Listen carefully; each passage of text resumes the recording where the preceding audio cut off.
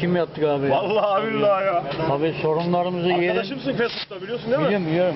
Ya sorunları yerinde ve zamanında bakamazsak ileride bakamayız yani. Bir daha öyle olduğu zaman. Doğru konuşuyorsun. Artık antik arabalarına uğraşmıyorsun. Ya eğitimdeyiz, okuldayız şimdilik. Aman. Çivi almış ya. Vay. Çivi de çıkmıyor ya. Çıkmıyor. Burkulmuş değil mi? Oğlum tığa gel. Hemen canlı yayındayız. Şunu buyurun. Ver abi. Bu bir çivi. Oğlum al kesene bak. Hatıra olarak saklayacağız. Bitirmez mi mesela? Bitirmez mi al kesene. Bu bir çivi. Çivi tabii. Çekim yapar ha. Tabii anında Geçen hemen. gün yağmur yağıp şakıl motor oraya koymuş. Islanıyorsun ama öyle kendin çekimi devam ediyor. Islandım o gün ıslandım.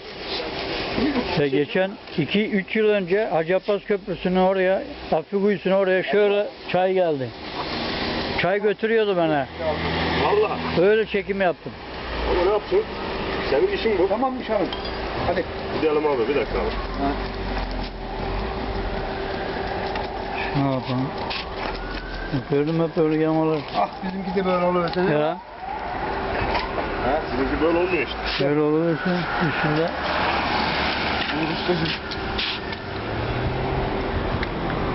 Ne sanacağım şimdi? Bu senin yeni icat mı? Yeni mi? Yeni bir dünya. Yeni bir Vay Allah. Doğru.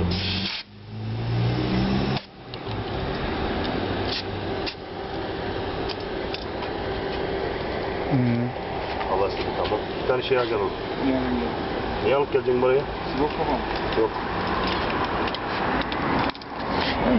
Elim hamur yok ya. Onu çekişecek. Çekişeceğiz değil mi? Çekeceğim bir tane.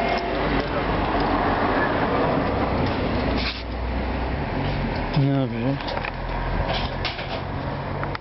Balletik. Bu bıçağın ağzı ne olmuş ya? Körelmiş mi? Bilemedim ya doktor. Allah. Bir getireyim mi başka? Dur fren sıkılmıyor. Fena sıkma kendini. Başka bir şey getireyim mi? Aynı seni bezerim tek. Allah. Horoz kesse horoz 20 sefer dirilecek. Orası kesemez mi? Ben çek istedim.